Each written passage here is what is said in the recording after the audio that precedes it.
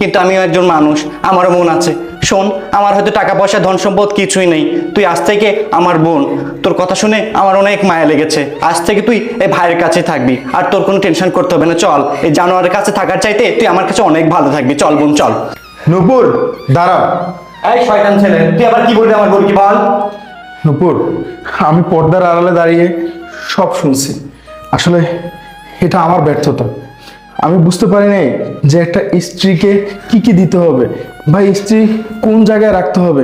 দেখো, আমার ভুল হয়েছে, তুমি আমাকে ক্ষমা করে দাও। তুমি আমাকে ছেড়ে যেও না প্লিজ। আর ভাই, আমি তোমার সম্পর্কে বুঝতে পারছি। দেখো, তুমি কষ্ট পেও না আমার আচরণে।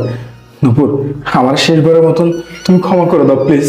বোন শোন, তোর স্বামী যখন তার ভুল বুঝতে পেরেছে, তুই তাকে ক্ষমা করে দে। সংসার ভাঙা ঠিক না, জানিস? আমি তো সংসারী না, আমি বুঝি সংসার কতটা কঠিন একটি কাজ।